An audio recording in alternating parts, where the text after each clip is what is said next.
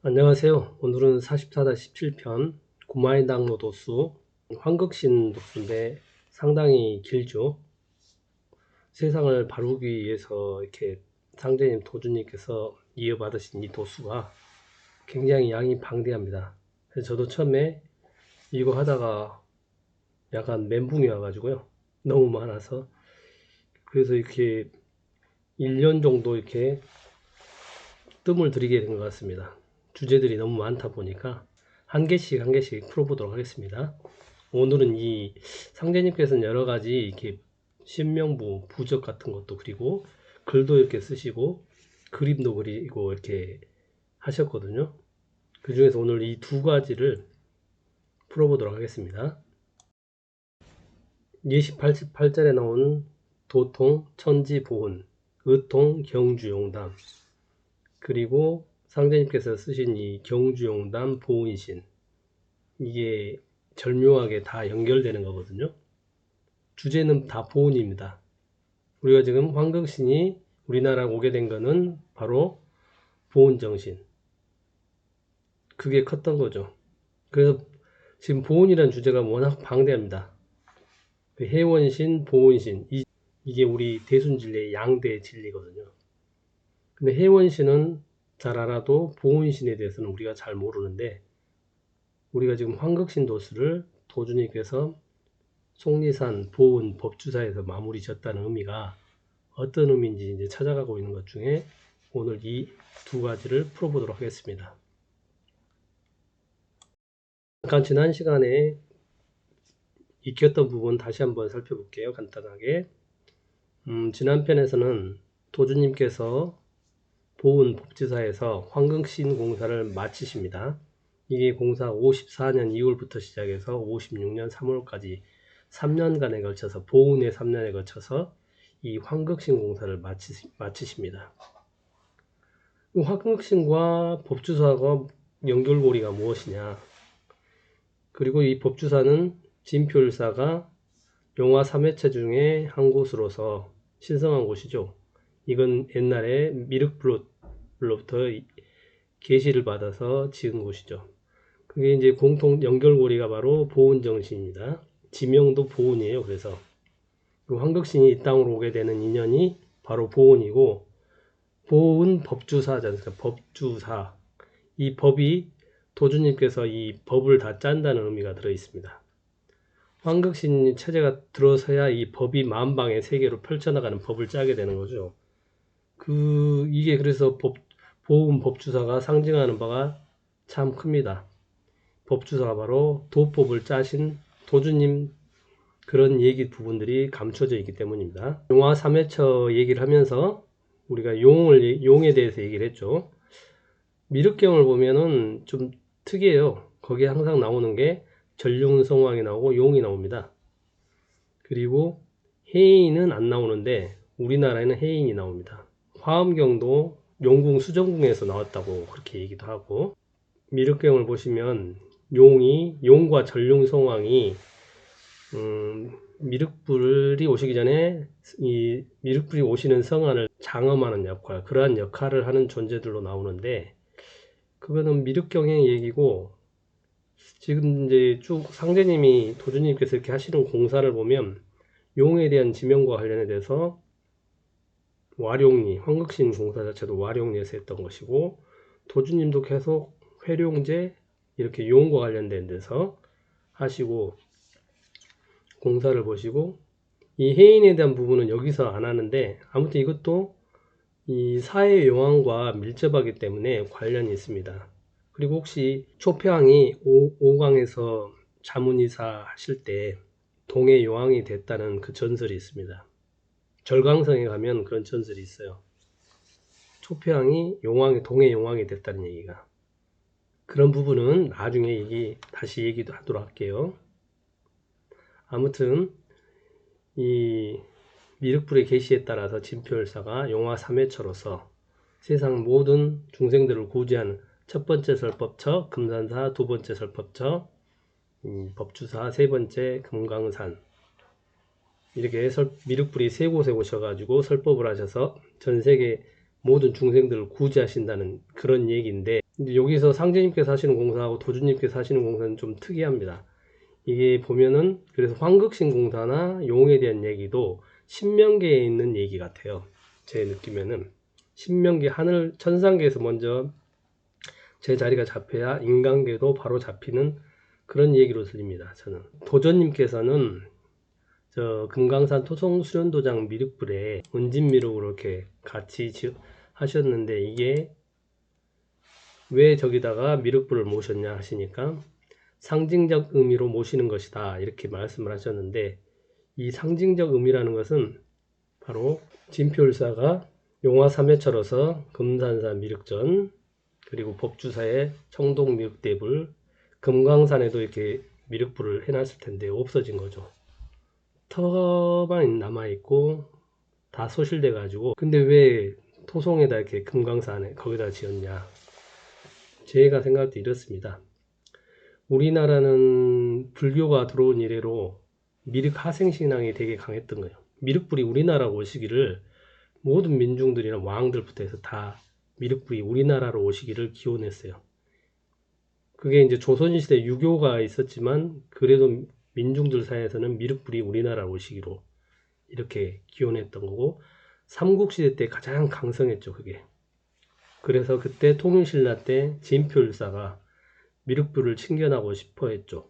그 기도를 받아들여서 미륵불께서 우리나라로 오시기로 하신 거죠. 그래서 미륵불이 오시는 세 곳, 용화 3회처에다 신성한 곳에 미륵도량을 지으신 거죠. 근데 이제 금강산 발현사가 소실됨으로써 도전님께서 거기다가 금강산 토전수령도장을 지으시고 이렇게 은진미륵과 똑같은 형태로 이렇게 불상을 건립해 놓으셨습니다. 그 의미가 바로 상징적 의미라는 거죠. 우리 민중들의 우리 조선 한반도 사람들의 얼마나가 미륵불이 오시기를 그렇게 간절히 고대했던 그 마음을 그게 원래 이제 금강산 발현사에다가 지었는데 없어졌기 때문에 북한으로 다 넘어갔죠. 그래서 그런 상징적 의미로 여기다 인간의 모든 염원을 담아서 여기다 지으신 것 같습니다. 참 멋지죠? 이 미륵불을 보시면은 옆에서 앞에서 볼 때마다 모양이 다 느낌이 다 다릅니다. 그래서 이게 2018년 문화지원에서 국보 심사할 때 만장일치로 보물로 하게 된 거죠. 국보심의위원회에서 당시 이제 일본 학자 세키노 다다시나라는 사람하고 김올령의 평가하고는 정반대로 최고의 상차를 쏟아냈죠. 즉 통일신라 시대의 전통적인 불상과 달리 파격적이면서도 신비로운 미적 감각을 담고 있는 가장 독특하고 독창성이 짙은 고려의 불상이다. 중후하고 역동적인 힘을 느낄 수 있는 조형미를 갖춘 최고의 불교 조각이다. 그렇습니다. 여기 있는 9마리 용이 바로 금산사 옆에 법당 옆에 보면 미륵전 옆에 이렇게 조각을 해놨는데 용은 미륵불하고 굉장히 밀접한 관계가 있습니다. 상징적 의미로서 전륜성왕도 보면 이 황극신이 전륜성왕과 같은 역할입니다. 그러니까 미륵경에는 미륵부처님이 오시기 전에 전륜성왕이 와서 세상을 다 평화롭게 평정을 시켜놓는다는 거예요. 근데 지금 황극신의 역할하고 똑같은 거예요.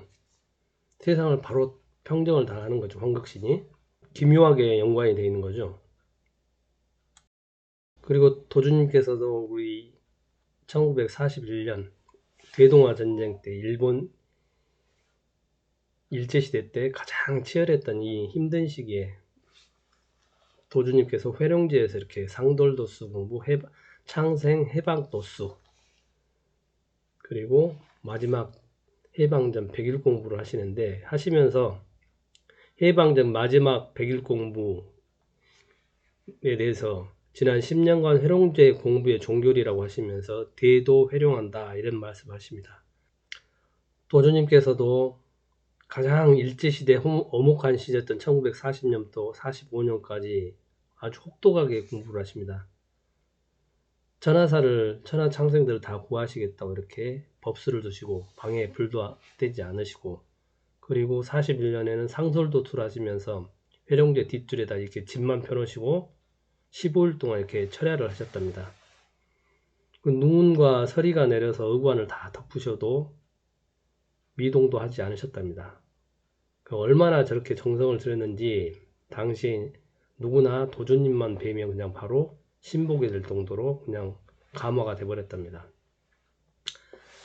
그리고 44년 천주산에 가셔가지고 음악을 치시고 100일 공부를 하시는데 창생들을 다 해방도수, 묶여있던 속박에 쌓여있던 창생들을 다 해방시키는 그런 도수를 보시면서도 이때도 한겨울에 산속이 얼마나 춥습니까? 그 혹한에서 화기를 불기를 일체 금하시고 저렇게 법수를 받으시고 엄청난 사람이면 저렇게 할 수 있을까 싶습니다. 그리고 해방전 마지막 100일 공부 때는 10년간 회룡제 공부 종교리라고 하시면서 평소와 달리 양손에 이렇게 법수를 두시고 서서 부동자세로 서가지고 이렇게 밤낮 없이 법수를 받으면서 주문을 하셨답니다. 한여름에 이렇게 더울 때 하루에 두세 차례 옷도 갈아입으시면서 심지어는 쓰러지시기도 하셨어도 그때 옆에 있던 이용직 정도가 너무 황송해서 아무리 창생을 구제하시는 일이라도 옥체를 보존하시라고 이렇게 아뢰니까 도주님께서 이 고행을 내가 아니면 누가 하리요 하시면서 내가 이렇게 신고하여도 천하창생을 모두 살릴 수 없으니 한스러운 일이로다 하시면서 계속 공부를 하시니까 피골이 상접하셨답니다. 보면 도주님이나 상대님께서는 천하창생을 살리시려고 하셨던 마음이 두 분이 마음이 이렇게 똑같으셨던 것 같아요. 한 자료 찾다 보니까 도주님께서 이 창생 해박도수를 1944년에 보셨을 때 이 천주산에다가 음악을 쳐놓고 이렇게 가장 추운 때 산속에서 이렇게 법수를 받으시고 공부하실 때 근데 이제 2024년 천주산에 진달래꽃이 핀 장면인데 도주님께서 이렇게 하신 일이 고생이 이렇게 아름다운 꽃밭으로 바뀌어 있는 모습을 보니까 너무 멋진 것 같죠. 도주님께서 마지막 해방전 마지막 100일 공부하시면서 10년간의 회룡제 공부 종교리라 하시면서 대도는 회룡한다 이 말씀을 하십니다. 계속 용을 불러드립니다. 저도 그 의미는 정확하게 다 모르겠지만 아무튼 미륵불이 오시기 전에 용이 저렇게 오게 돼 있나 봐요. 그래서 우리가 오늘은 알아가야 될 부분이 보은상생에서 계속 주제는 보은입니다. 상제님께서 대순하신 양대 진리가 해원상생, 보은상생 이 양대 진리라고 하시는데 이 해원상생, 보은상생이라는 용어를 만드신 분도 도주님이세요. 그래서 오늘 이 그림하고 88절에 있는 이 글하고 두 가지를 오늘 보은이라는 주제로 풀어보겠습니다. 여기 있는 이 그림은 교훈 1장 19절에 있는 경주용담 보은신 보은신은 천지보은신입니다. 88절에 있는 걸로 보면 같은 글이에요. 그리고 보시면 경주용담의 천지보은신이 누구인지 오늘 주제가 그겁니다. 그리고 예시 88절에 도통천지보은 성사하고 의통 경주용담의 대선생이 누구냐 두 부분이 교묘하게 이렇게 맞습니다. 상제님께서는 여기저기다가 다 알려주셨어요. 대두목이 누구고 대선생이 누구고 50년 공부종표는 누군지 표현만 달리 하셨을 뿐이지 마장군이든 하든 계속 말을 바꿔가시면서 알려주세요. 그렇게까지 막 알려주시는데 사람들이 너무 모르죠. 그래서 오늘은 경주용담 천지보은신이 누군지 그리고 의통 경주용담 대선생은 누구신지 오늘 주제는 그겁니다. 그것만 이해하시면 되는 거예요. 보은이라는 주제가 되게 주제가 많아가지고 교훈 1장 19절에 있는 경주용담 보은신하고 예시 88절에 있는 의통 경주용담 대선생하고 이 두 가지를 풀고 나머지는 보훈의 의미는 어떤 건지 다음 시간에 하도록 하고요. 오늘은 일단 경주용담 보훈신을 알아봐야 됩니다. 교훈 1장 19절에 정민년 1907년 정월 어느 날 상제께서 귀신은 진리에 지극하니 귀신과 함께 천지공사를 판단하노라 하시면서 벽에 글을 다음과 같이 이렇게 써서 붙여 놓으셨죠. 제가 낙서를 했는데 이렇게 쓰신 거죠. 시천주 조화정 영세불망 만사지 지기금지 원이대감 법사 경주용담 보훈신 전주동곡 해원신 이 그림이에요. 연월일 이게 상징하는 게 그냥 종통 그냥 여기다 내리 박아 놓으셨어요. 근데 이거를 관심들이 없으셔서 제가 오늘 그걸 풀어보려고 하는 거예요. 이거하고 28자라고 정확하게 연관이 됩니다.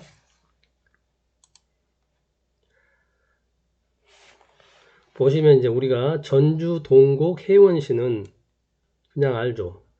상제님께서는 해원신의 역할을 오셨다는 거고 상제님께서 귀신과 함께 천지공사를 판단한다. 여기 다 신이라고 써놨죠. 해원신, 상제님 해원신, 경주용담에 있는 보훈신은 누구냐. 이 주제가 이거예요. 그리고 이제 최재원 선생은 시천주 조화정 영세불망 만사지 열석자하고 지기금지 원이 대강 8자 21자 이걸 어떻게 받으셨어요? 경신년 4월 5일 날 최재원 선생이 세상을 구하고 싶은 마음이 간절했는데 그때 상제님하고 만나죠. 그때 이 주문을 상제님께서 주십니다. 그래서 열석자 8자 합쳐서 21자를 이분은 같이 읽기도 하시고 떼어서 각각 따로 읽기도 하시죠. 근데 우리는 21자를 한꺼번에 같이 읽죠. 그 보면은 해원신은 알겠고 이제 보훈신만 누군지 찾으면 되는데 이 경주용담 보훈신을 이제 오늘 해석할 겁니다.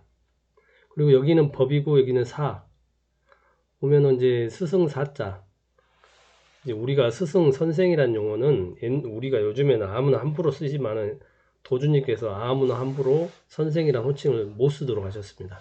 선생님은 상제님만이 선생입니다. 우리 도인들 입장에서는. 그래서 우리 도에서는 이 성사라고 표현을 상제님을 증산성사라고 표현을 하기도 합니다. 법은 보훈에서 법주사에서 도주님께서 보훈신으로서 결론은 알죠 다 경주용담 보훈신은 도주님이다.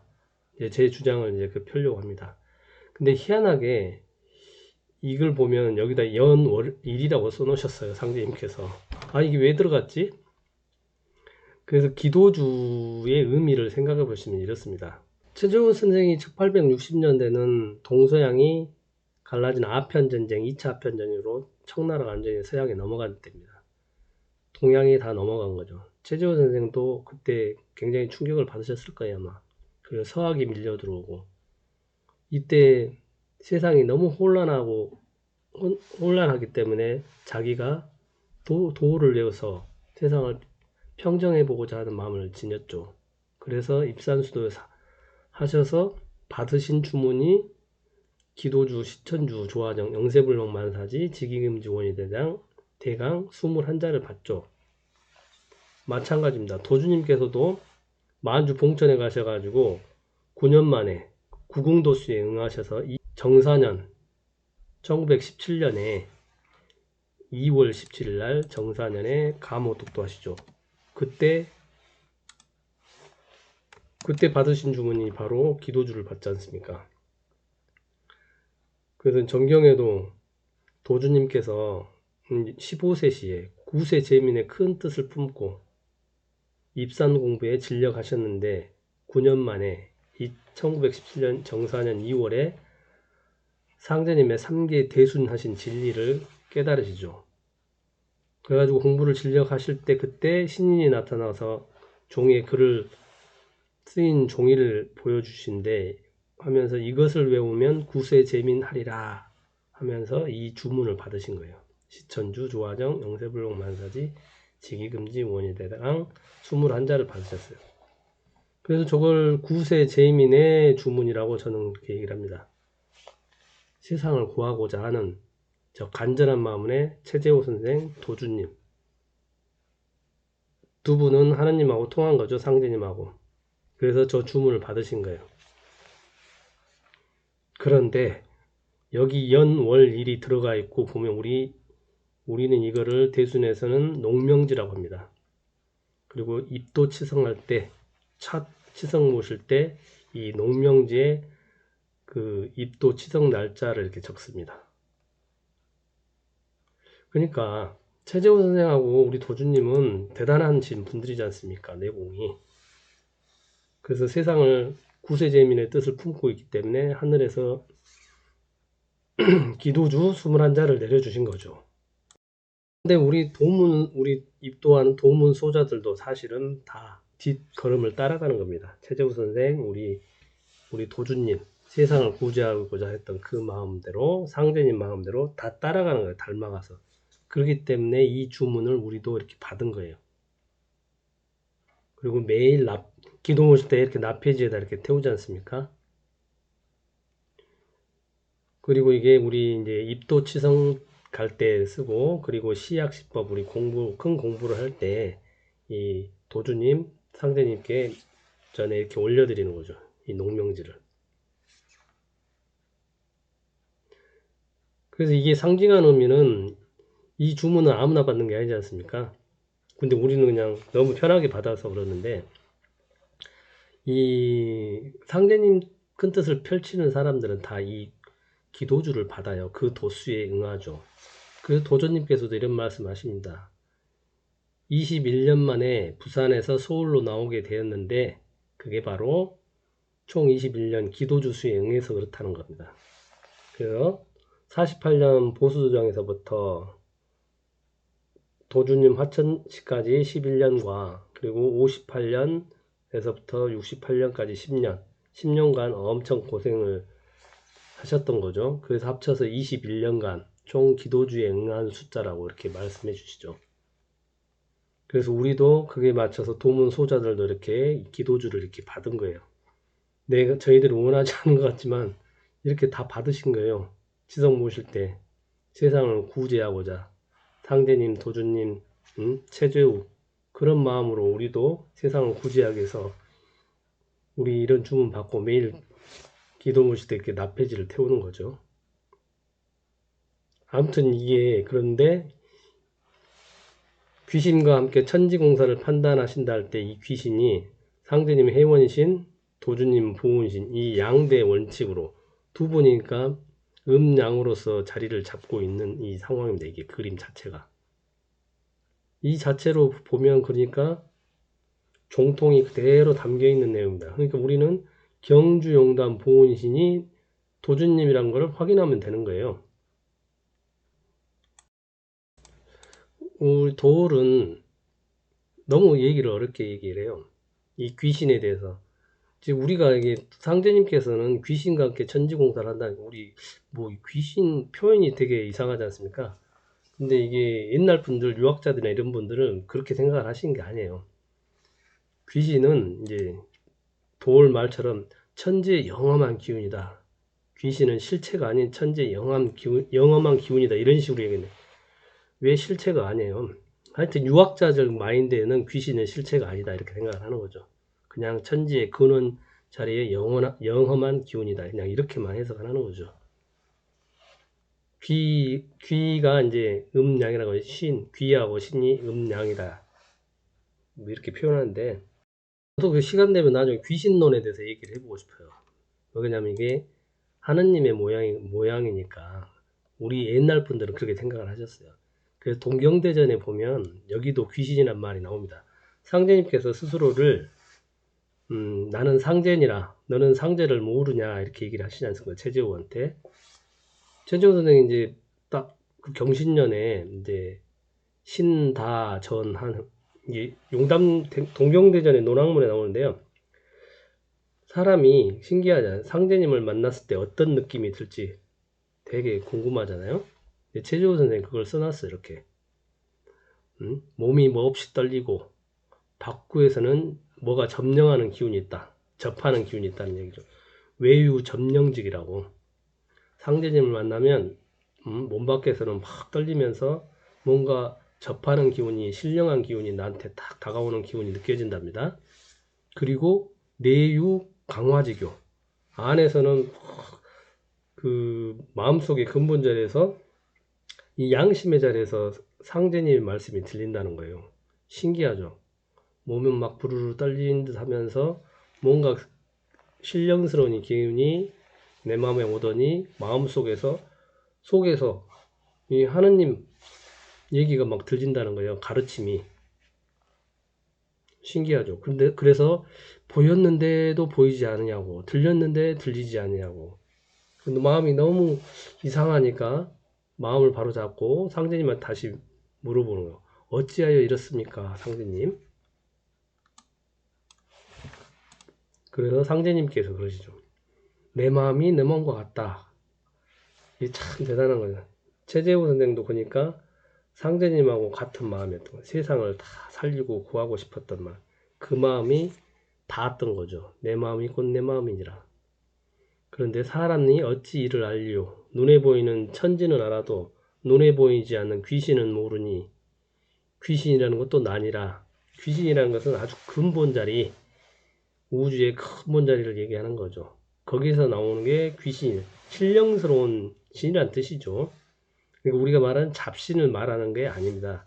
여기서 말하는 귀신은 천리의 진리의 지극하니 귀신과 함께 천지 공산을 판단하노라 하실 때 귀신이라는 것도 나니라 이렇게 말씀하시잖아요. 상제님께서. 그러면서 최재우 너는 무궁무궁한 도에 이르렀으니 닦고 단련하여 글을 지어 사람을 가르치고 법을 바르게 하여 덕을 펴면 너로 하여금 장생하여 천하에 빛나게 하리라. 이렇게 그런 얘기를 하셨답니다. 이때 이제 귀신이란 말이 나옵니다. 용어가. 귀신자 오야. 귀신이라는 것도 나니라. 그래서 상제님을 또 표현하면 귀신이라고. 우리가 지금 요즘에는 하도 귀신을 뭐 잡신 취급하니까 그러는데 옛날 이제 주의나 주자 같은 분들 보시면 귀신에 대한 그 얘기들이 있거든요. 그런 부분들은 나중에 시간 되면 하고 오늘은 일단 여기 상제님께서 귀신과 함께 천지공사를 판단하실 때 여기다 이렇게 써놓으셨다는 거예요. 해원신, 보훈신. 귀신 신자 써놨지 않습니까? 그래서 이 두 분의 자리, 음양으로서 이 자리 중에 있는 경주용단 보훈신을 우리가 찾아가는 겁니다. 이제 천지개벽경에 있는 이 얘기를 한번 다시 인용해 볼게요. 우리가 이제 삼국지를 읽어보면 결론이 어떻게 되는지 책을 안 읽어본 사람들은 잘 모를 텐데 읽어본 사람들한테 물어봐요. 삼국지를 한마디로 줄이면 뭐냐? 결론이 이렇습니다. 상제님께서는 이 한마디로 정리해 주셨죠. 삼국 시절이 수지지어 삼화소라고 그렇게 말씀하시죠. 삼국지를 읽다 보면 뭐 조조, 유비, 관우 뭐 이렇게 유관장 삼형제가 나오고 뭐 이렇게 막 삼국이 막 전쟁을 해가지고 결국은 다 죽고 남은 사람은 사마소 아들이 황제가 되지 않습니까? 조조도 뭐 오랫동안 해먹은 것도 아니고 결국은 그 사마중달의 손자인 아들 사마소 그리고 사마이가 이 위나라를 건설해서 결국은 삼국 그렇게 피터지게 싸우더만 결론은 엉뚱한 사마소에 가더라 이 얘기를 하시는 거예요. 그 삼국지의 결론이 그런 거예요. 엉뚱한 놈이 엉뚱한 사람한테 넘어간다 이거죠. 그 얘기를 종도들한테 해준 거예요.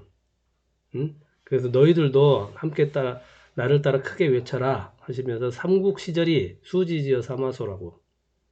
이 말씀은 뭐냐면 종도들한테 종통이 가 있다는 얘기를 하신 게 아니에요. 거기 가 있는 게 아니고 너희들이 전혀 예상 못했던 딴 사람한테 간다는 얘기를 하시면서 이 말씀을 하신 거예요. 그랬더니 제자가 여쭙기를 그러면 상제님 도문문화에서 천하사의 장래를 알고 있는 한 사람이 있다는 말씀입니까? 그렇게 물어보니까 상제님께서 너희들이 성도하기 전에 한 사람이 천명과 신교를 받들어 천지에 보훈할 것이니라 이렇게 말씀하신다고요. 아니 그러면 자기들 말고 그 한 사람이 누구냐 말이죠. 그 한 사람이 먼저 천명과 신교를 받들어서 천지에 보온한다고 이렇게 얘기를 하신 거예요. 자, 우리가 주문을 읽을 때 봉축주로부터 시작하죠.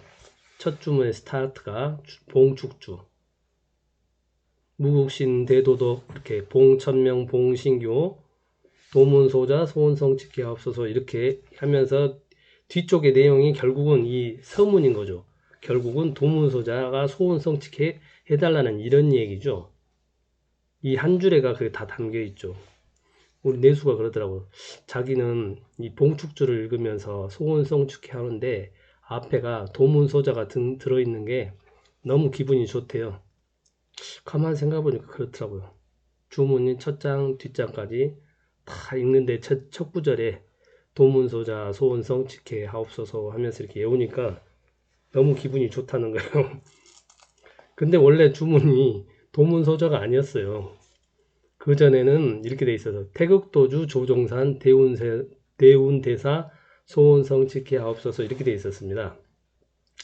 뭔 얘기냐면 도주님께서 1909년에 봉천명 하셔서 만주 봉천으로 가시잖아요. 천명의 신명의 가르침을 따라서 이렇게 하신 거죠. 그래서 이 주문 전체는 다 도주님의 대운대사, 도주님께서 후천 5만년 대운 정하고 그 대업을 하시는 대사를 하는 그 일이 소원성취게 하옵소서 이렇게 빌었어요. 옛날의 주문은. 도주님 하시는 일이 되어야 우리도 소원성취하게 되니까 도주님 하시는 일이 다 이루어져야 된다고 이렇게 봉축주로 이렇게 기운을 드렸단 말이에요.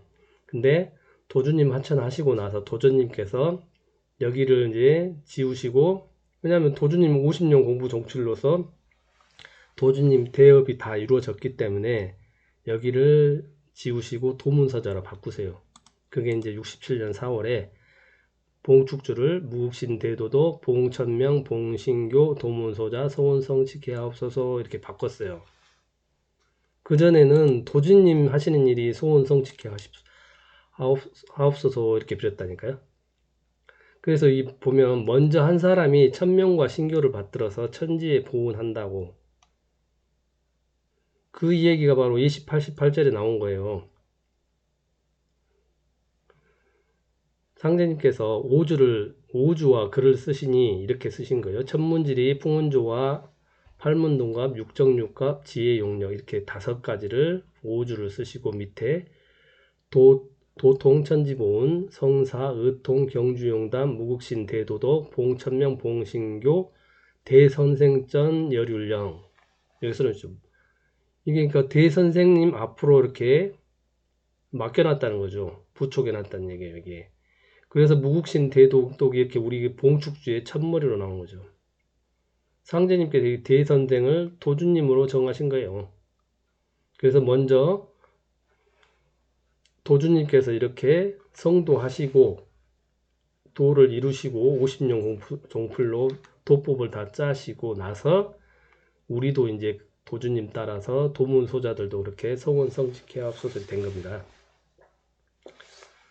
그리고 이제 우리가 중국 해운공사 처결하시면서 상제님께서 중국은 예로부터 우리의 조공을 받아왔으므로 이제 보은씨는 우리에게 쫓아와 영원한 복록을 주리니 소중화가 곧 대중화가 되리라 일러주셨다다. 이때 보은신이 그냥 추상적인 은혜 갚으러 온 신 이럴 수도 있어요. 근데 자세히 또 달리 읽어보면 다른 의미도 들어있습니다. 아, 도주님께서 만주 봉천에 가셨다가 다시 오신 이유 보면은 중국 공사를 보시지 않습니까? 도주님께서도. 그래서 전생이 단주시고 초패왕이시잖아요. 이제 그 신들이 다 우리나라한테 넘어와가지고 다 불러 모으신 거예요. 도주님께서. 그래서 소중화가 대중화로 만드신 거예요. 지금 오선이기 공사라는 것 자체, 황극신 공사라는 자체 다 이게 우리나라를 대중화로 만들어가는 공사인데 그 공사를 누가 이렇게 하시냐? 도주님께서 이렇게 하시잖아요. 그래서 여기서 보은신이 우리에 쫓아와서 영원한 복록을 준단 말은 바로 이 보은신이 도주님이다. 이렇게도 해석이 된다는 얘기입니다. 아, 추상적인 보훈신이 아니라 도주님의 다른 역할, 신명계 역할은 이런 역할이구나. 그래서 이 보훈신이 보시면 여러 번 제가 인용하죠. 예시 32절을 계속 읽어보다 보면 예시 32절 순창 피놀이에 계실 때 황응종이 배하라니, 황응종이라는 이름 자체가 황극신이 응하고 따른다 이런 의미가 들어있죠. 이름 자체가 그렇게 배하라니 상제님께서 고부 사람이 오니 바둑판을 가히 운전하리라 하시고 영웅소일 대중화 사회 창생 연학자라 하셨다. 고부 사람이 오니 고부인이잖아요. 고부인. 고부인이 고팔레 고부인이 아니고 고수부가 아니고 고부인은 도주님이라고 제가 앞에서 여러 차례 풀었죠. 왜? 전신이 단주시잖아요. 바둑의 대가시잖아요. 바둑의 시조이고. 그래서 바둑판을 가히 운전하리라 이렇게 얘기를 하시는 거고, 이 영웅이란 또 표현이 보면 상제님께서 이렇게 대선생, 영웅, 대두목, 두목 막 이렇게 표현하시지 않습니까? 다 같은 분이잖아요.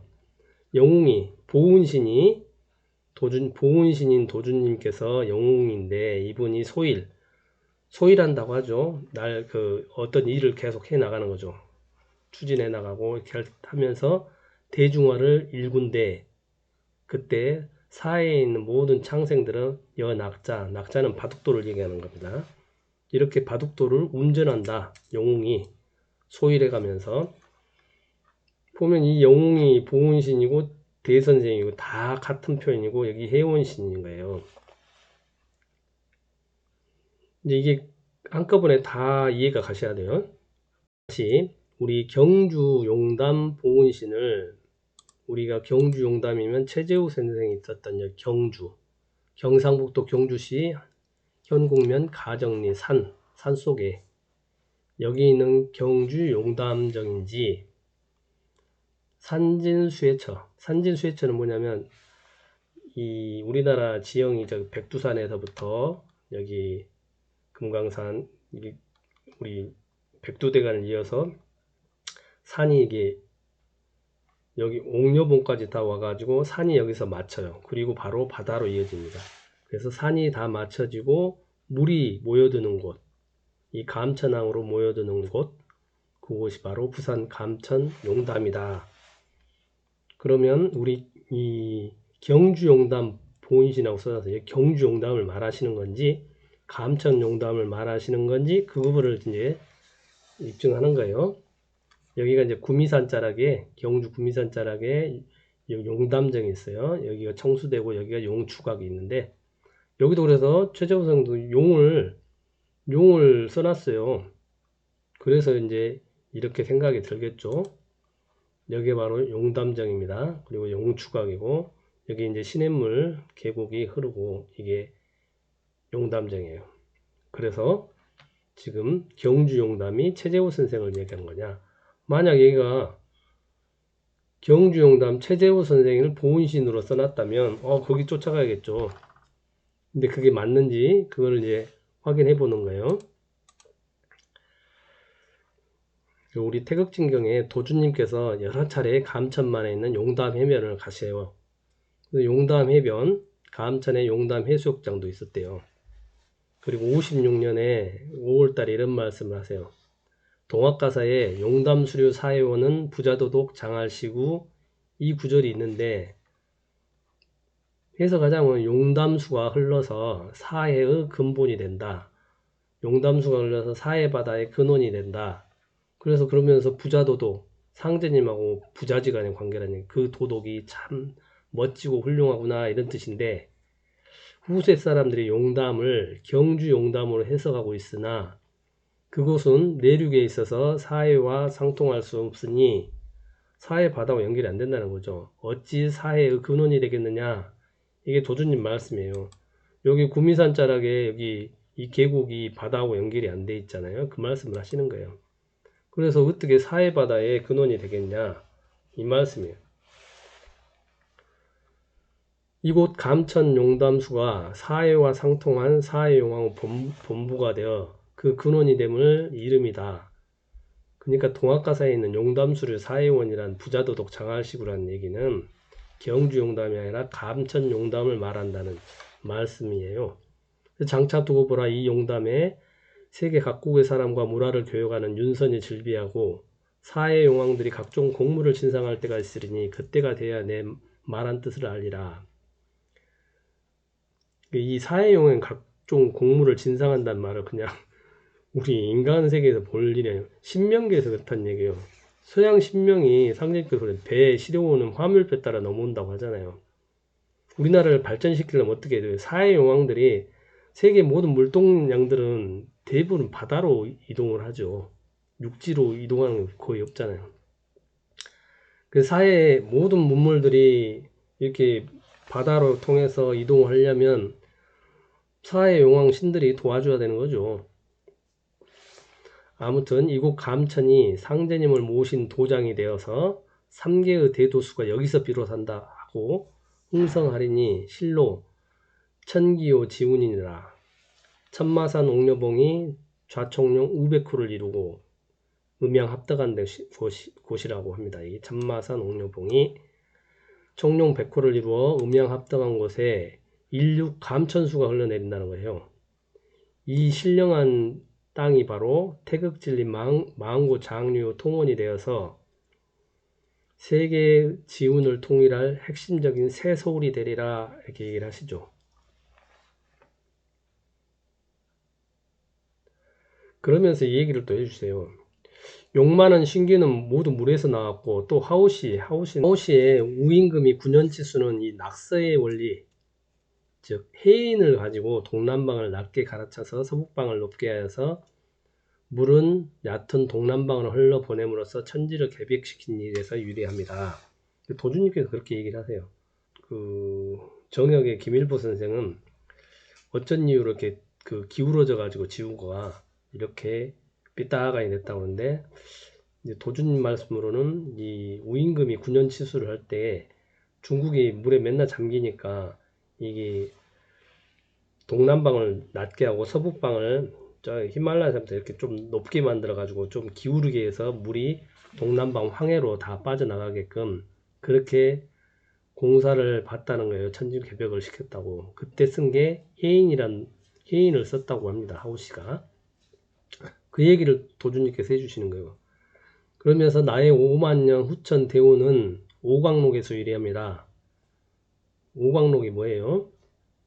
초패왕이 오광가에서 그때 비극적으로 자문이사는 스스로 목을 베고 돌아가시죠. 그래서 오광록에서 유래함이라 우리 둥계에 보면 오광록이라고 상제님께서 써놨잖아요. 이거 도주님께서는 보고 그냥 바로 아시는 거죠. 황하의 지류인 낙수와 장강의 지류인 오광은 강하의 중류이나 이것 감천은 황하와 낙수까지 통하는 낙동강과 동해의 수해처, 산진수해천이라 하시면서 사해의 모든 바다가 다 연결되고 강과 다 연결된 곳이 바로 이 감천이라고 얘기를 한 겁니다. 그건 전설이 있어요. 초패왕이 오광가에서 돌아가시고 이제 돌아가시고 동행의 용왕이 되셨다고. 그래서 해인도 이래서 도주님이 그걸 알고 계시는 거예요. 해인의 쓰임이. 이 감천 용담이 여기 감천항이거든요. 옛날에는 여기 용담 해변이고 이게 용두섬이라고 했습니다. 이 감천항에 용머리가 이렇게 툭 튀어나와 있어요. 그래서 이게 옛날 지명들 설명한 거 찾아보면 여기 용두섬이 여기 용두섬이에요. 이게 50년대 감천항을 찍어 놓은 사진입니다. 여기가 옥녀봉이고 이게 천마산인데 이게 이제 태극도 도장이 감천 도장에 들어서고 여기 용두섬은 화력발전소가 지어지면서 메워집니다. 현재는 이제 이렇게 화력발전소가 열병합발전소로 바뀌었다고 합니다. 여기 지금 감천항입니다. 제가 옛날에 7월 19화를 사람들이 다 해석을 못하고 저도 못하고 이게 무슨 의미인지 계속 그랬다가 그 단서를 발견한 게 이겁니다. 최재호 선생하고 도주님께서 이렇게 궁을로 맞춰 놓은 거, 그 힌트가 이 글입니다. 옆에가 이렇게 경주용담이라고 써놨는데 경주용담이 아니라는 걸 어느 순간 알게 된 거예요. 저도. 이게 자리가 최재우 선생을 얘기하는 게 아니고 우리 도주님을 얘기하는 거구나. 그렇게 알고 맞춰 보니까 7월 시가가 해석이 되는 거예요. 그러니까 명확하게 이제 해석이 되더라고요. 그런 단서들이 굉장히 많이 있습니다. 예를 들면 이런 거죠.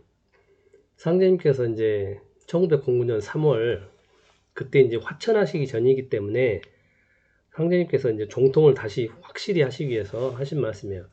지금은 신명 해원 시대라 하시면서 동일한 50년 공부에 어떤 사람을 해원하리요 하시면서 최재훈은 1860년 경신년에 독도에서 시천주를 얻었는 바 기후까지 50년이 된다. 그 경신년부터 1860년부터 1909년까지 3월, 지금 1909년 3월에 이 말씀을 하시는 거예요. 지금까지 딱 50년이다. 시천주가 50년, 이제 1909년까지 행세됐다. 이 말씀을 해주시고, 충남 비인사람 김경은은 같은 50년 공부로 태월주를 얻었는데, 신명으로부터 그 주문을 받을 때, 많은 사람을 살리라는 명을 받았는데, 그 태월주가 이제 서목지를 못했죠. 그래서 이제 신명 해온 시대로 가시면 상제님께서 이 두 사람 중에 누구를 해온하리요 하니까 김광찬이 상제님 처분을 기다리겠나이다 이렇게 하시니까 상제님께서 시천주는 이미 행세되었고 태월주를 쓰리라 하시고 읽어 가르치시니 주문은 이러하였도다 하시면서 말씀하시는데 계산해 보십시오. 여기 보면 이게 또 힌트가 되는 거예요. 경신년에서 1909년 3월까지 50년이지 않습니까? 다시 50년은 1958년 3월이죠. 이때까지 태월주 기운을 쓰고 가신 분이 50년 공부를 마치신 분이 바로 도주님이시잖아요. 1958년 무술년 3월에 돌아가시지 않습니까? 돌아가신 날짜까지도 마상록에 격압류록에 다 기재가 돼 있지 않습니까?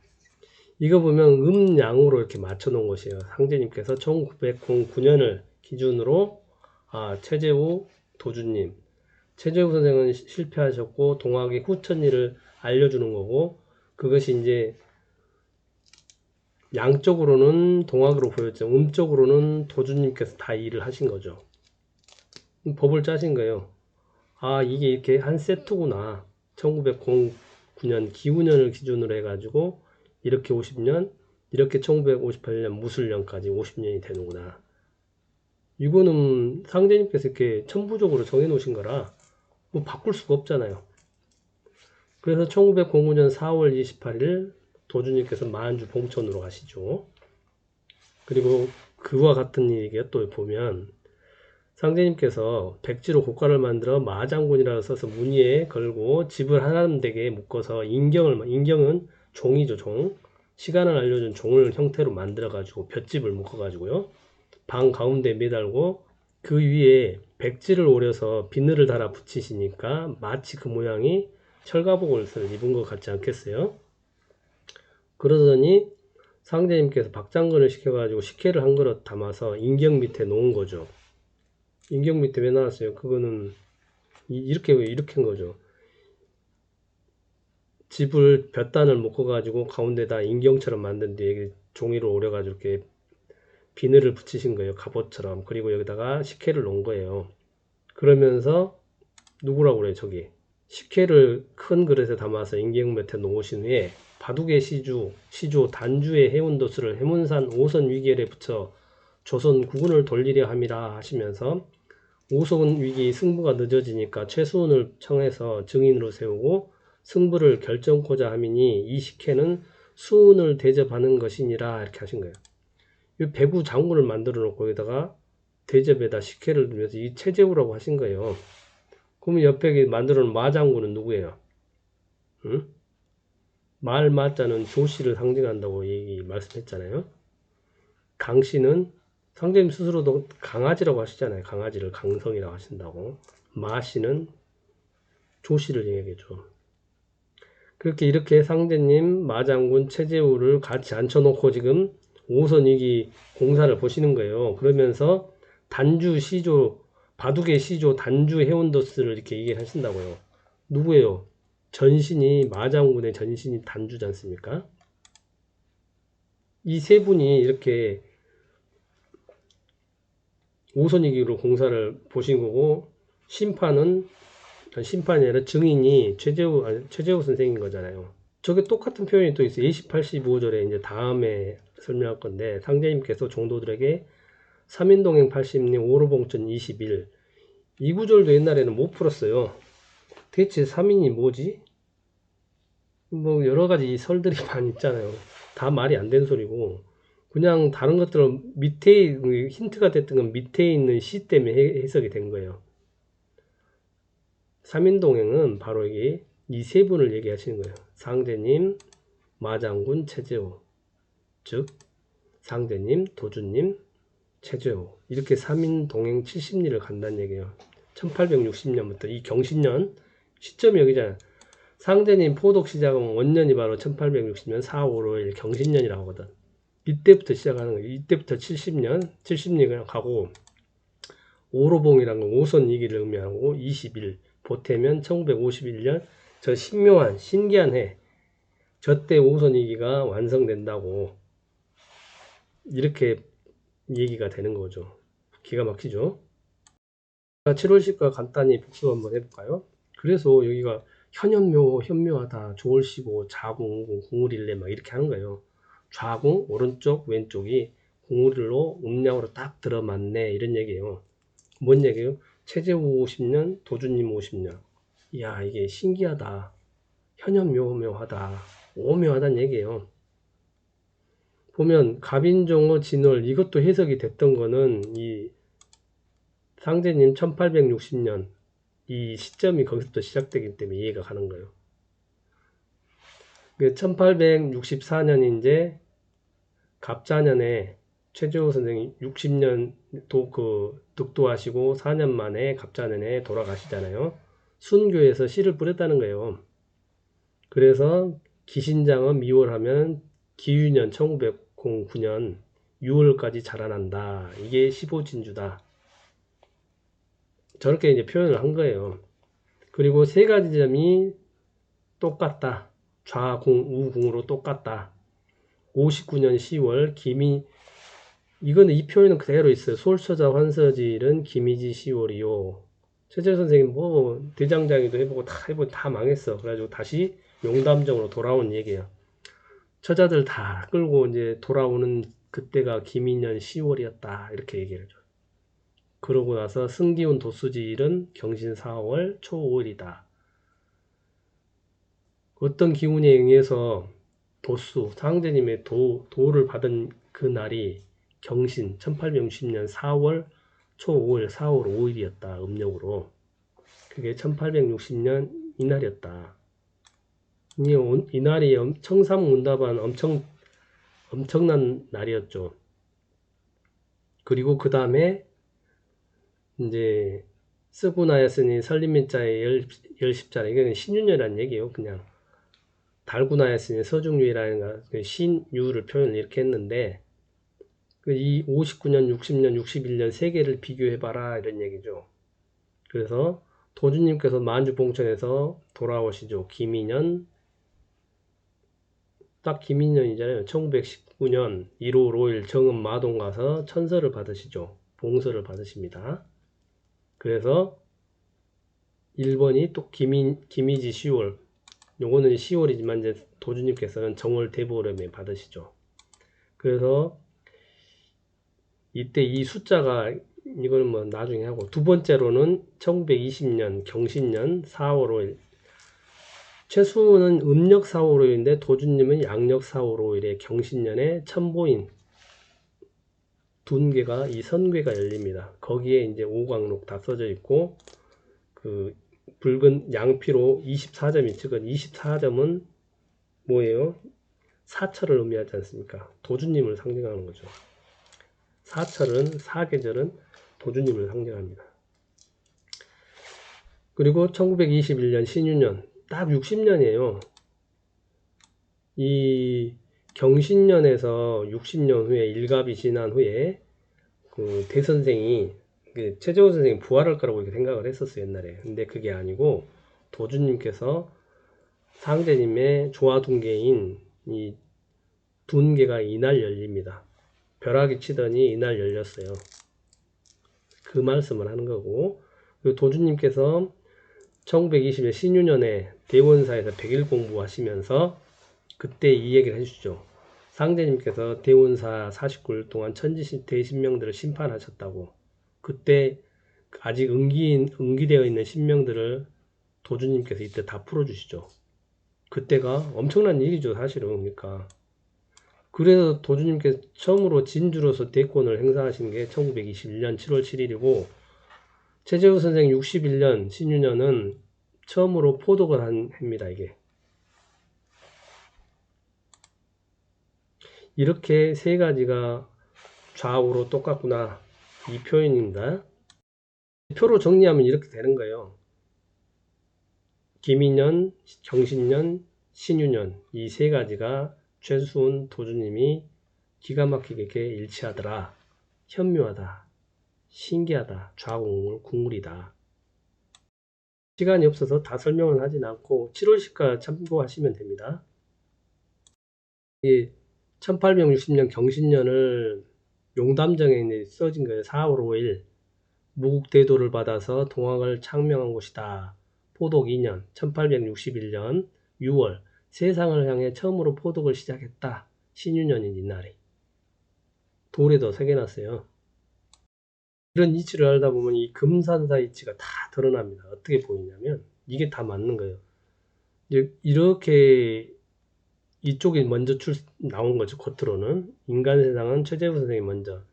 수훈 자체가 이름이 수훈이잖아요. 김이에요. 김이 올랑모락모락 나오는 거 먼저 최재우 선생이 알려주는 거죠. 동학으로서 상제님 일을. 그래서 상제님께 이 시루증자, 이게 증산이고 밑에 솥은 도주님 조정산 솥정자 쓰시는, 그리고 밑에는 금산사 용추못을 숯과 소금으로 메웠잖아요. 이 불을 상징하고 나무, 박달나무, 나무, 숯을. 그리고 이 모든 것의 가장 근원은 일육수. 모든 도의 원리는 일육수, 물에서부터 시작한다. 우주도 우리 모든 생명이 일육수에서 시작하듯이 이 용추못에서 시작하는데 거기를 지배하는 게 용이지 않습니까? 그래서 근본으로 돌아가면 다 용으로 가는 거예요. 상징 표현물들이 그렇다는 거예요. 그러면 경신년에 1860년 음력 4월 5일에 기윤년 상제님 말은 음력 3월 한 달 전에 미리 말씀하신 거죠. 이렇게 기도주로 50년 양으로서 행세를 했고 다시 음으로서 태울주 50년으로서 이게 딱 보면 1958년 무술년이 딱 50년이에요. 음력 3월인데 격암육에 이렇게 마상록에 나온다니까요. 그분은 3월 6일 날 화천하시는데 그 표현을 청실기주, 청실기 청자에서 기둥 하나를 빼면은 3월이 되고 향무일주, 향에서 향기 향자에서 일자를 제거하면 6일자가 됩니다. 그래서 3월 6일, 양력으로는 4월 24일 이때 화천하시죠. 그렇게 해서 음양으로서 궁을로서 음양으로서 이렇게 상제님께서 쓰셨단 얘기예요. 양으로 쓰시고 음으로 쓰셔서 이 음으로 쓰신 분이 그러니까 드러나지 않는 거죠. 감춰 놓으셔서 그러죠. 이게 보시면 그래서 이게 보면은 그냥 다 들어맞는 거예요. 결국 최재우 이야기하는 자리는 바로 최재우 선생 이야기하는 자리는 바로 도주님 자리구나. 경주용담이 경지 구미산 밑에 있는 그 경주용담이 아니란 얘기예요. 신명부 23면 보고 그걸 보고 또 얘기를 할게요. 아무튼 이렇게 간단하게 얘기하면 상제님, 우리 도주님, 도전님 이렇게 세 분이서 삼천으로서 도를 이뤄간다는 겁니다. 이거를 그래서 민요에서도 상제님께서 세속에 있는 말의 양산도와 비유하시기도 하셨다. 세속에 있는 양산도 타령을 한번 들어보도록 하겠습니다.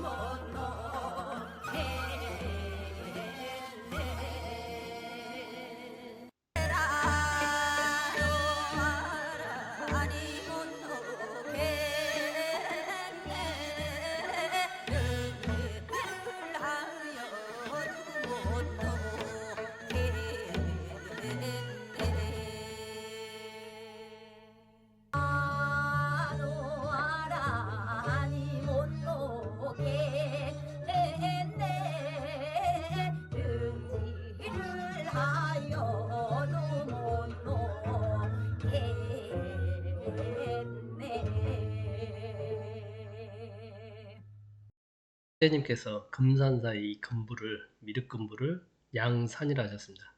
정산, 정산. 보면 이렇게 서 있는 모습이 양산이라고 얘기를 하신 거예요.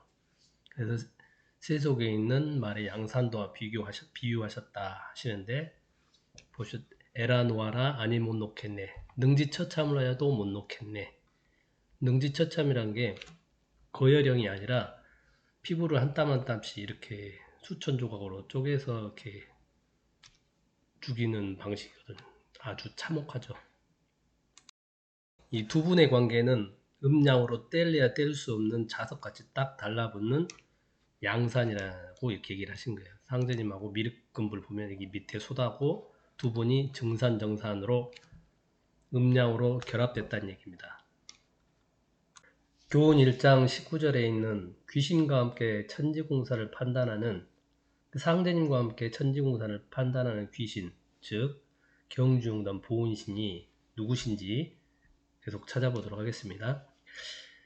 경주용담이라고 이렇게 쓴 거는 결국은 우리가 채지가를 보면은 7월식과에도 최재우 선생 자리를 도준님으로 바꾸면 딱 맞는다는 게, 이게 좌궁울, 궁울이라는 표현으로 그 수수께끼를 알려주신 거죠. 그것도 이 금산사에 보면 상제님과 도준님 관계는 양산이다. 그래서 여기 귀신과 함께 천지공사를 판단하는 해원신, 보훈신의 이 자리가 바로 도주님 자리가 되겠습니다. 이걸 풀어야 7월시가가 풀리는 거예요. 이게 이해가 돼야. 이게 신기한 거죠. 다른 데서는 이걸 맞출 수 있는 곳이 없죠. 그리고 상제님, 도주님, 해원신, 보훈신을 모시고 우리도 도문소자들도 이렇게 상제님과 도주님과 같은 마음으로 따라가는 모습이 우리 치성 때 이렇게 이 농명지를 쓰고 있는 거죠. 농명지도 쓰고 답해지에도 이렇게 써서 우리도 상제님, 도주님 뜻에 따라서 같이 맞춰서 그 뜻에서 살려고 하는 거죠.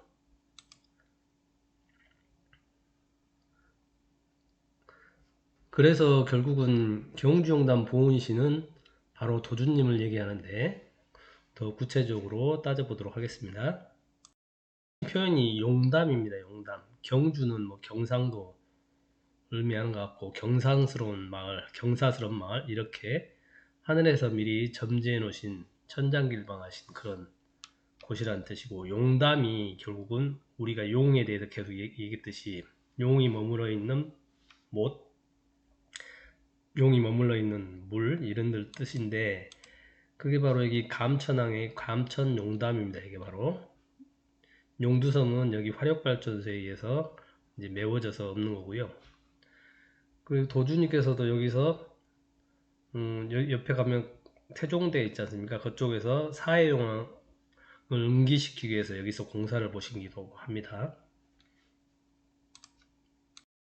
도주님의 50년 동안 이렇게 계속 고행 아닌 고행을 하고 정성을 계속 들이는 모습을 보면, 회령제 공부도 사실 이거 쭉 보시면 가장 추울 때 산속에서 불도 안 떼시고 또 가장 더운 여름에 이렇게 공부를 하시지 않습니까? 정성을 들이고. 이게 그러니까 사시토항도 도주님께서 이런 정성을 들이는 모습에 그냥 감복해서 인간이 사시토항 부르면 바로 응해주는 거, 이렇게 된 거죠.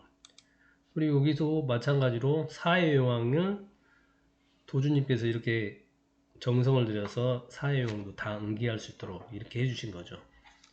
그렇게 50년간 정성을 들이실 분이 필요했던 거죠. 그래서 도주님께서 50년 그 정성을 들여서 세상을 구할 수 있게끔 진법을 짜놓게 되신 겁니다. 용담이란 표현을 보면 이제 이전에도 이 현무경에 있는 신명부하고 이 감천 태극도장 이 사진을 전에도 보여드렸었는데요. 이 바위는 이 대강전 앞에 있는 이 바위가 배구바위라고 하는데요. 상제님께서 병오년에 1906년에 여기 오셔가지고 소 100마리를 대신할 만한 그런 명당이라고 하시면서 소 100마리를 잡을 수는 없지 않습니까? 그래서 음동을 취하셔가지고 흰 소 한 마리를 잡아서 공사를 보신 곳입니다. 지금 그 자리가 여기 도주님께서 이제 여기를 9곡으로 나누셨어요. 감천도장 9곡을 나누셨는데 5황극 이 가운데다가 대강전을 지으셨던 거죠. 구덕정사하고 대강전을 여기다가 5황극자리에다 지으신 거죠. 그래서 이 여기 감천 도장의 황극신을 여기다가 모시게 된 겁니다. 5황극에. 이게 만동묘 하면 저기 화양구곡에 있는 여기 구곡이라고 쓰셨습니까? 화양구곡의 5곡 석벽에 있었던 그 비례비동 거기도 5곡이지 않습니까? 송실이 왜 5곡에다가 거기다 봉안해 놨겠어요? 마찬가지입니다. 황극자리는 5황극자리이기 때문에 감천도장에다 이 대강전도 바로 이 5황극자리에다가 모시게 되는 겁니다. 그럼 용담하고 대체 이 신명부가 무슨 상관이냐? 용담이라는 자체가 물이 있어야 되는 거거든요. 그래서 상제님께서 보시면 여기다가 감자를 쓰시고 내천자를 써놨는데 감천이라고 쓰셨는데 여기 보면 점을 9점을 찍어 놓으셨죠. 이게 이제 하도낙서에 구궁을 찍어 놓으신 건데 마치 점을 찍어 놓으니까 비가 오듯이 하늘에서 이렇게 내리죠. 내린 뒤에 이렇게 내를 이뤄서 이게 어디로 가요? 밑으로 이쪽에 5황극자리로 내려가는 거죠. 여기가 지금 이 자리로 내려오게 됩니다. 그리고 어디로 빠져요? 물이 일이 빠져나가는 무의구곡이라는 것도 보시면 체지가의 뱃놀이도 보시면 무의구곡이 배 타고 가는 거지 않습니까? 이렇게 쭉 연결된 하늘까지 다 연결되어 있다는 어디로요? 감천항까지 이렇게 연결되어 있다. 그래서 용담이란 표현을 하신 게 이 감천 신명부에 있는 감천 비가 오고 물이 내리듯이 이렇게 흘러서 감천항으로 사해여왕의 본부가 된다고 하신 거죠. 보시면 여기가 지금 감천항입니다. 이렇게 천마산, 옥녀봉, 이렇게 구덕산 쭉 이렇게 이어지는 겁니다. 그래서 산진수해처라고 하죠. 그리고 기존에도 말씀드렸듯이 여기는 이미 그 남사고의 마상록에도 이 감천도장이 이미 기록이 되어 있습니다. 백두산하에서 밑으로 쭉 와가지고 이렇게 발롱부봉을 이룬 뒤에 구덕산하에 나몰이고 있고 부봉, 죽지, 남삼리가 있고 후유 반월령이 있다. 이렇게 그리고 제전 용담수라고 써놨지 않습니까? 용담수 앞에가 용담수가 있다. 그리고 천마, 옥녀, 고봉처라고 써놨지 않습니까? 천마산, 옥녀봉 이렇게 여기를 이미 남사고도 이미 알고 써놓으신 거예요. 상제님께서 여기를 점지하셨다는 것도 알고 있는 거죠. 이거는 기존에도 풀어놨으니까 아무튼 이렇게 명당이라는 걸 이미 남사고 비결에도 써져 있고 했던 곳이 바로 감천도장이고 이 신명부에 낙서를 다 지금 이렇게 써주신 거지 않습니까? 이게 가만 보면은 저는 처음에 이게 보고 뭘 닮았냐 했더니 태아를 닮았어요. 배아, 태아가 뭐 이렇게 물을 받아먹는 물을 이제 젖을 빨아먹는 이런 모습입니다. 제가 봤을 때는.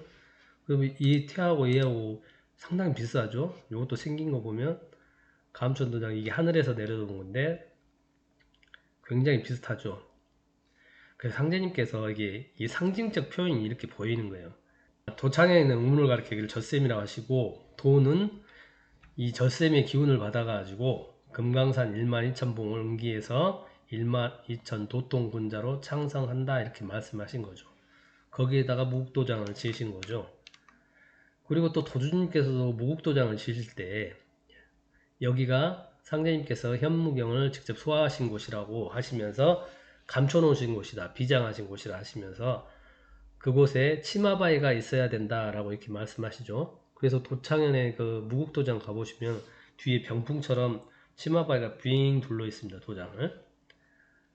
그리고 부산 보수도장에 정하실 때도 용은 물이 있어야 한다고 하시면서 그리고 또 바다가 보여야 한다. 그래서 물 숫자가 든 땅으로 태인도장처럼 또한 치마바위가 있어야 도수에 맞다라고 하신 거죠. 그래서 보수도장, 물 숫자가 든 보수도장에다가 임시 이제 조그만 도장을 만드시고 당시는 전쟁통이잖아요. 그래서 조그맣게 질 수밖에 없죠. 그리고 거기도 엄청 큰 바위가 있죠. 치마바위라고 하시죠. 근데 왜 이런 표현들이 다 뭐예요? 성자님께서 이게 이 당시에는 뱃속에 여자가 태아를 품고 있듯이 그런 곳이어야 된다는 얘기예요. 그래서 젖셈이나 치마나 이런 표현들이 다 지금 보면 이 아이를 품에 안고 있는 듯한 형상이 이 신명부를 보면 알 수가 있습니다. 그리고 보면 여기가 물이 흘러요. 근데 하도 낙수가 바로 황하의 중류에 있는 거기에 있는 이 물처럼 내리는 거잖아요. 그래서 이렇게 내려서 일이 흘러가는 감천 용담수가 바로 이걸 보고 용담수를 한 거고, 보시면 마상록 남자고의 마상록에도 후유 반올령 뒤에는 반올령이 있고, 그러니까 앞에 제전 용담수라고 표현을 해놨지 않습니까? 남사고도 그 용담이 그러니까 바로 여기를 이야기하는 감천항을 얘기했던 거를 다 알고 있었던 거죠.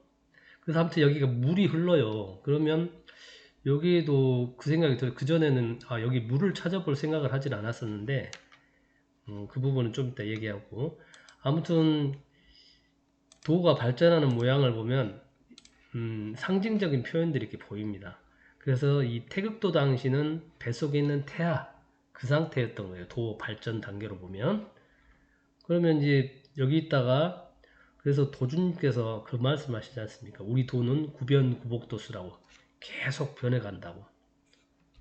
그래서 여기가 천안 명당 자리긴 하지만 결국은 또 변하기 때문에 옮겨가죠. 그래서 중국 도장으로 옮겨가게 됩니다. 그 부분은 나중에 다음 시간쯤에나 말씀드릴 거예요. 그래서 중국 도장에 보시면 여기도 마찬가지예요. 도장 1호 이 배꼽바위랍니다. 이게 그래서 배바위, 복바위 이렇게 불렀는데 이게 옥녀봉입니다. 여기가 옥녀봉 아래 배꼽바위가 선녀가 이렇게 누워있는 형상이라고 합니다. 그래서 도전님께서 배꼽바위도 같이 도장 구입할 때 구입하셔가지고 보니까 바위 밑에서 샘물이 쫄쫄쫄 흐르고 있었대요.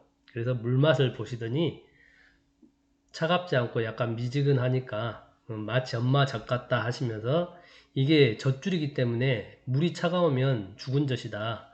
물맛이 이렇게 미지근해야 한다고 그렇게 말씀하셨다고 합니다. 그러면서 도주님께서 이제 태아가 젖꼭지를 물었다 이렇게 얘기를 하신 거예요.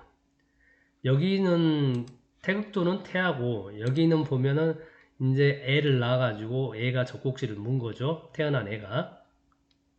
어떻게 하냐? 나중에 1973년 양력 5월에 도장 앞에 때 골프장이 있었는데 그게 지금 능동 어린이 대공원으로 바뀌잖아요. 그러니까 얘가 태어난 거예요. 태어나가지고 이제 젖 먹고 이제 커가지고 뛰놀 수 있는 그런 나이가 도가 이제 그런 나이가 되었다는 거죠. 그 당시 임원들은 도전님께서 말씀이 무슨 말씀인지 못 알아들으신 거죠. 나중에 생각해 보니까 어린아이가 엄마 젖을 먹고 크듯이 대순주례도 이렇게 크게 성장한다는 의미로 이해하게 되었다. 이 말씀도 맞지만 전체적으로 상제님 도가 이렇게 태극도 당시에는 뱃속에 있는 태아가 이제 자리 잡은 거예요. 엄마 아빠 엄마 뱃속에 이렇게 자리를 잡고 앉아있는 영상이고, 중국 도장까지만 하면 이제 얘가 태어난 거예요. 이제 태어나가 출산을 해가지고 이제 엄마 젖을 먹고 무럭무럭 커가지고 이제 어린이 대공원에서 노는 영상이란 얘기예요. 그 뒤에 어떻게 돼요? 그 다음에 이제 놀고 이제 어린이가 컸으니 가르쳐야죠. 그래서 선인 포천에 대학을 지으시게 된 거고, 그 다음은 어떻게 해요? 이제 큰 학문을 배워서 도가 어떻게 돼요? 학사 비천은 금강산 도장까지 이렇게 가르치게 되지 않습니까? 이제 신선이 돼가는 거예요. 금강산 도장의 의미도. 도가 이렇게 발전을 해온 거예요. 다 온 거예요, 사실은. 신기하죠, 이런 거 보면. 도가 이렇게 이 태아의 형상, 뭐 이렇게 애 낳은 형상처럼 되고, 아무튼 신기합니다. 그러면 우리가 여기 신명부에 감천이라고 써놨는데 이 감자에 보면 점을 9개 찍어놔서 이건 하도납세의 구궁을 이렇게 표시를 해 놓은 건데, 점을 찍어 놓으니까 빗물이 내리는 영상이잖아요. 이게 하도에 물이 내려오듯이 황하에 있는 물이 이렇게 내려오듯이 이렇게 내를 이뤄서 이렇게 흘러서 5환극짜리 여기 대강전으로 이렇게 물이 흘러내려와서 기운이 이렇게, 이게 무의구곡이라고 또 써놓으셨잖아요. 이 앞에 감천왕이 이렇게 펼쳐지는 거죠. 그러면 여기가 우물이 있어야 될 것 같다는 생각이 갑자기 들더라고요. 그래서 이쪽에 우물을 찾아봤더니 천덕수라고 있더라고요. 근데 이제 여기는 양쪽에 큰 산이 있어서 높은 곳에 이렇게 우물이 있을까 싶었는데, 또 희한하게 이게 위쪽에가 있더라고요. 그래서 되게 신기하더라고요. 그리고 이름도 천덕이에요. 하늘의 덕. 천덕, 이게 보면 하늘에서 비가 우로가 이렇게 내려오면서 덕이 내려오는 듯한 형상인 거예요. 그래서 찾아봤더니 이리저리 찾아봤더니 여기 저쪽 산 위쪽에 이렇게 여기가 이 부분입니다. 우물이 있더라고요. 그 이름도 천덕이고, 그래서 도주님 제도 당시 이 두 분이 이 당시에 엄청 전쟁통에 얼마나 힘들었겠습니까? 그지만 구제사업으로 이렇게 학교를 지어 천덕국민학교라고, 이때도 천덕이라고 씁니다. 하늘의 덕. 그래서 초등학교를, 지금의 초등학교죠. 여기를 그 힘들 때도 이게 학교 사업으로서 이렇게 학교를 지으신 거예요. 도전님께서 거기서 이제 중학교도 지으시려고 그랬는데 도인들의 반대가 심해가지고 결국 못 지으시죠. 그런 부분들이 도에 대한 이해가 부족하셨던 것 같아요. 당시에는 이제 태국도인들이 배우지 않아도 도통하는데 뭘 배우냐고 이제 이런 식이다 보니까 도를 모르시니까 그랬던 것 같아요. 이 천덕수 우물이 어디 있는지 참 궁금해서 찾아봤어요. 그랬더니 여기가 있더라고요. 옥녀봉 바로 여기 밑에가 천덕수 우물이 여기가 있더라고요. 그러면 여기가 신명보하고 딱 보면 맞춰보면 신기하게 여기 이 부분이 지금 우물이 있는 거예요. 하늘에서 천덕수가 이렇게 내려와서 우물을 이루고 그런 형상으로 온 거죠. 이 기운이 단전에 있는 5환극짜리 이렇게 대강전으로 오는 형상입니다. 이렇게. 너무 신기하지 않습니까? 이 천덕수 우물이 있는 자리가 풍수에서는 여자의 음부에 해당되는 얘기도 있고 한데, 제가 봤을 때는 여기 이 태아가 엄마의 젖을 빨고 있는 형상이죠. 옥녀봉이 이제 이 천마산이 아버지 산이라면 옥녀봉이 어머니 산처럼 이렇게 딱 있는 거고, 엄마 아빠가 품에서 애를 이렇게 키워나가는 듯한 형상이에요.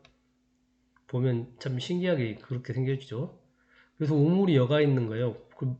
그래서 신명부에 있는 사진하고 너무 똑같은 거예요, 이게. 이 5환극짜리에 상제님께서 배구 한 마리를 올려서 제를 지냈던 이 배구바에도 여기가 있고, 우물이 여기가 있고. 봐도 이게 천하의 명당은 뭐가 좀 굉장히 있을 것 같지 않습니까? 그래서 도주님께서 이미 그런 얘기를 하세요. 감천이 왜 천장길방한 자리인지 아느냐? 천장길방이란 말이 무슨 말씀입니까? 하늘이 숨겨놓은 거죠. 지인이 쓸 수 있도록 기란방에다가 크게 쓰시려고 숨겨놓으신 거예요. 지기가 있기 때문에요. 근데 여기 감천 도장을 얻기 위해서 참 고생을 많이 하시는데, 이 보수전형에 있을 때에도 화재들이, 크고 작은 화재들이 많이 나요. 부산 화재 같은 경우 엄청난 화재들이 큰 건이 3건이나 있었고, 작은 화재들도 많이 벌어져요.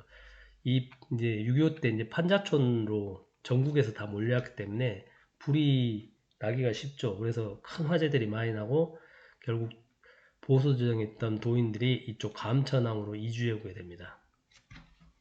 그래서 이 감천항을 얻게 되시는 과정이 그렇게 돼 있는데, 이게 밭이 도주님께서 감천의 지형을 보라 하시면서 예로부터 산봉우리가 쌍태 2개로만 이렇게 되어 있어도 큰 대지라는 말이 있는데, 감천의 국내 형상은 그 4배가 되는 사쌍태가 있어서 8개의 형국을 이루고 있으니, 이 천마산, 옥녀봉에 각각 쌍태가 있고 사쌍태가 양쪽에 각각 있다 보니까 8개 형상을 이렇게 봉우리가 이렇게 있는데 8개 형상을 이루고 있는 거죠.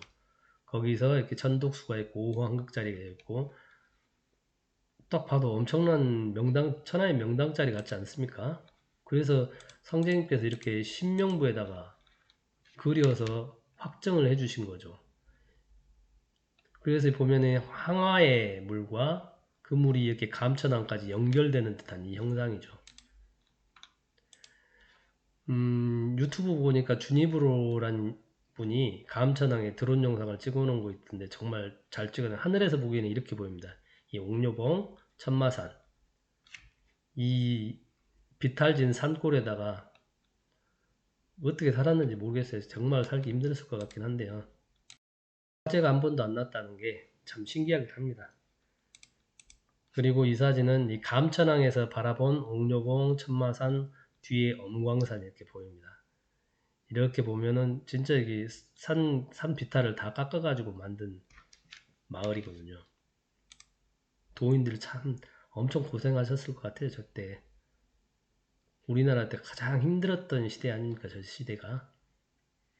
도주님께서도 얼마나 힘드셨겠어요. 그때. 제가 알고 싶었던 경주용담 보온시는 바로 도주님을 얘기하는 거고, 그 증거가 바로 이 신명부에 박혀 있지 않습니까? 용담수가 이렇게 흐른다는 거죠.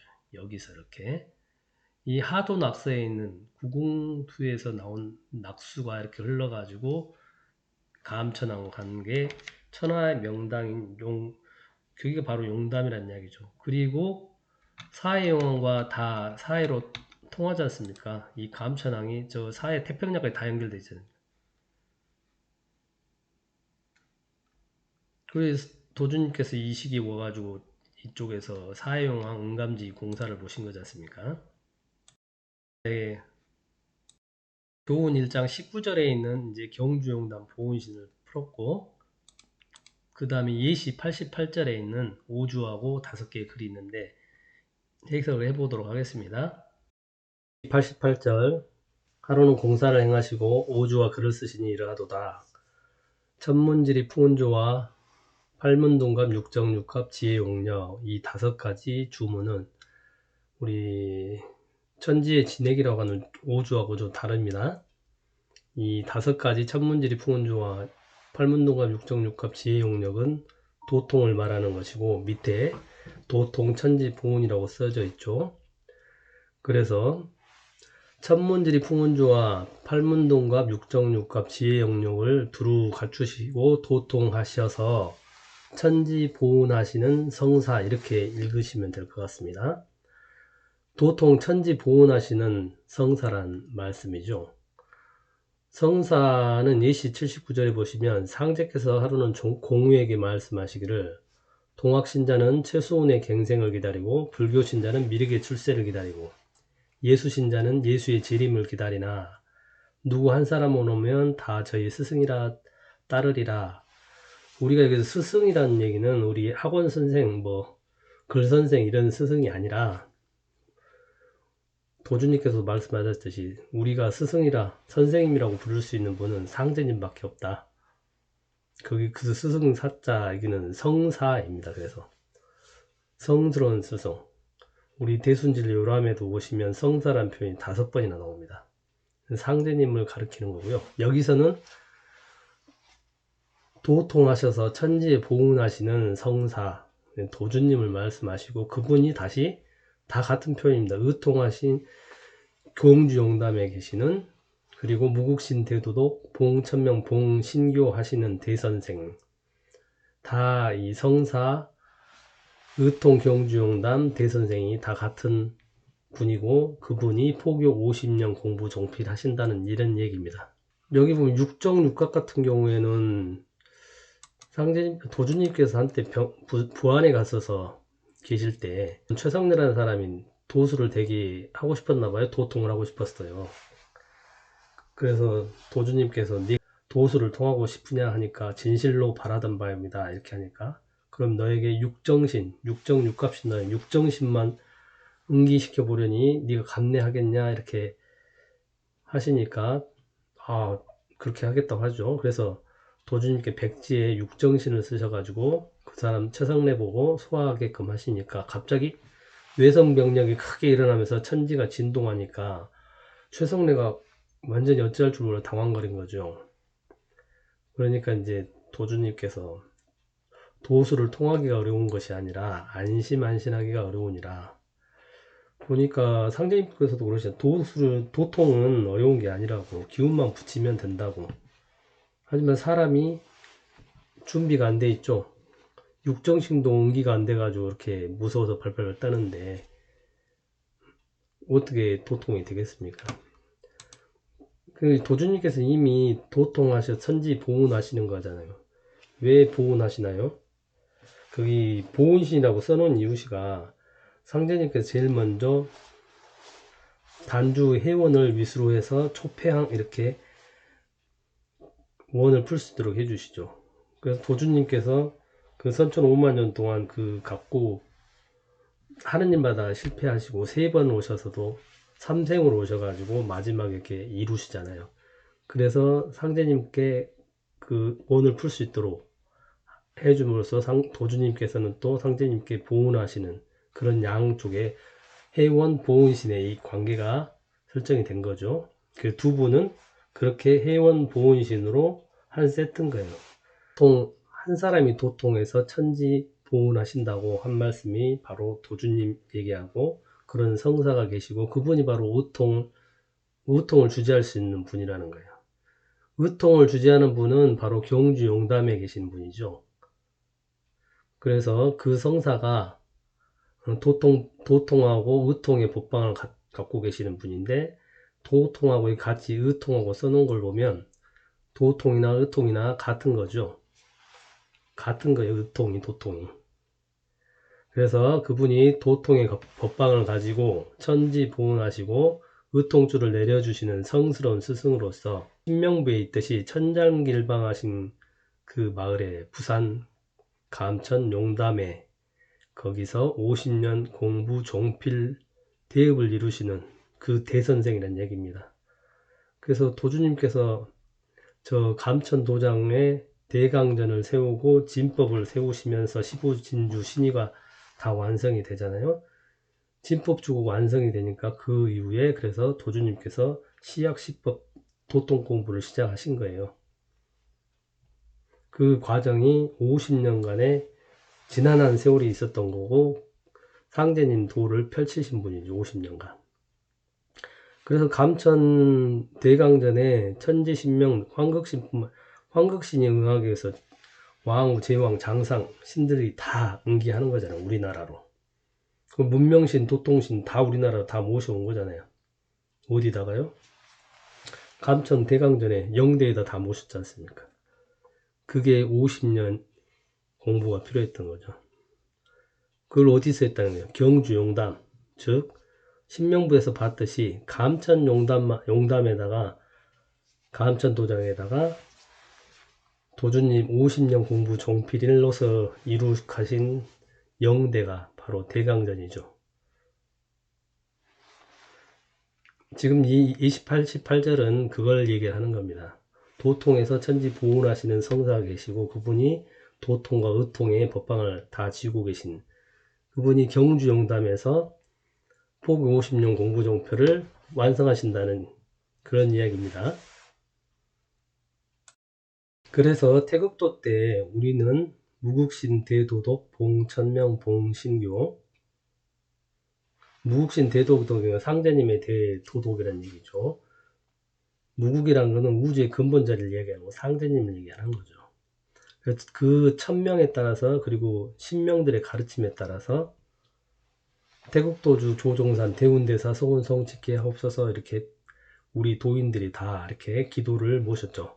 주문을 할 때 이렇게 모셨던 거죠. 태극도 때 우리 도주님 하시는 일이 대업이 다 이루어져서 소운성직계 하옵소서 이렇게 우리가 주문을 했던 거예요. 과거에 도주님이 이 50년 공부 대업이 다 완성이 돼야 다음 우리 도문소자들도 우리가 바라는 것들을 이룰 수 있기 때문이죠.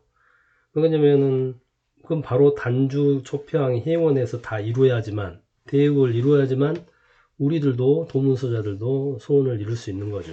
그래서 우리 주문의 제일 첫 번에 들어가 있는 기원문이죠. 소원 성취케 해달라고 할 때 우리 도문 소자로 이렇게 도전님께서 67년 4월 14일 날 바꾸신 거예요. 도문 소자 소원 성취케 하옵소서 이렇게 된 겁니다. 그래서 결국 우리도 상제님, 도주님, 도전님 뒷길을 따라가는 거지 않습니까? 상제님, 도주님과 같은 마음을 가져야 되는 거죠. 그게 뭐예요? 도통이죠. 상제님하고 같은 마음을 갖는 게 내 마음이 내 마음이다. 그 마음이 도통이라는 거예요. 우리 마음이 상제님하고 닮아가고 똑같이 돼가는 과정이 도통이고, 그게 바로 천지에 보훈하는 길이죠. 그래서 우리 도문소자들도 도통해서 천지 보훈할 의무가 있다는 겁니다. 우리 88절은 결국 도주님, 경주용담의 대선생은 바로 도주님이라는 얘기예요. 그분이 도통, 의통을 다 주관하시고 그분이 50년 공부 종필하는 대선생이라는 얘기입니다. 이렇게 보면 우리 여기 있는 귀신과 함께 천지공사를 한다 할 때 경주용담 보훈신과, 그리고 우리 신명부에 이 감천 용담수가 이렇게 일육수 감천수가 이렇게 흘러내린 이 신명부를 보더라도 이게 바로 경주용담이 바로 도주님을 얘기하는구나. 여기 의통 경주용담이라고 써놓으신 걸 보면 우리가 약장공사를 상제님께서 하실 때 단주수명이라고 여기다 써놓으셨지 않습니까? 단주수명. 그리고 밑에 열풍내우불미. 열풍내우불미는 순임금에 대한 얘기고, 그 가운데 이 보면은 15칸에다 한가운데다 지금 단주수명이라고 써놓으신 거잖아요. 그래서 여기도 5한극짜리입니다. 단주가 다 이 약장의 기운을 다 운영하는 거예요. 약장공사 그런 겁니다. 그러면서 상제님께서 이게 후천의 요수는 우임금이니라 하면서 이렇게 얘기를 하시지 않습니까? 선천의 요수는 우가 있었다면 후천에 상제님, 도주님, 도전님 이렇게 성부, 성자, 성신이, 그래서 이렇게 써놓잖아요. 성부, 성자, 성신이 봉천지 도술하다고. 그때 이 의통의 주인공이 바로 단주입니다. 세상에 이 한가운데서 우한극을 주재하면서, 그래서 이 의통이라고 써진 걸 보면 이 경주용담이 이 주인공이 대선생이 바로 단주하고 이렇게 연관이 되어 있는 겁니다. 그렇기 때문에 이분이 의통을 주재할 수 있는 거죠. 이해가 가시죠? 이렇게 다 우리 도는 다 연결되어 있어요. 그래서 성사 깨없어 성사 이 구절에 보면 그러니까 도통뽕빵을 가지고 계시고 이 천지 보훈하시는 이 성사께서 의통들도 내려주는 성스러운 스승인 거죠. 이게 이분이 바로 대선생이다. 경주용담 대선생이다. 이 정도면 이해가 가실 것 같습니다. 우리는 황극신 공사 1954년 가보년 구마이당로 도수에서 황극신이 우리나라에 응하게 된 경위는 보훈정신 때문이다. 그래서 도주님께서 황극신 공사를 보훈 법주사 속리사에서 마치시고, 그래서 법사라고 써진 이유는 법을 완성하신 분이에요. 그래서 법주사 이름하고도 상통한 거고요. 그래서 여기 교훈 1장 19절에 있는 천지 귀신과 함께 천지공사를 판단하신다 할 때 여기 보훈신, 경주용담 보훈신이 바로 도주님이었다. 그리고 우리도 그 뜻을 지어서 상제님, 도주님을 받들고 천명과 신교를 받들어서 우리도 도문소자도 같이 소원 성취하게 되는 겁니다. 그래서 이게 농명지에 우리 입도치성하고 시약시법 공부할 때 반드시 이거 농명지에 이걸 써서 상제님전에 올리지 않습니까? 그래서 이 경주용담 보훈신이 바로 도주님이다. 그리고 88절에 나오는 의통 경주용담 대선생도 바로 도주님이시다. 네, 오늘 이 주제로 얘기했고요. 늦은 시간까지 감사합니다.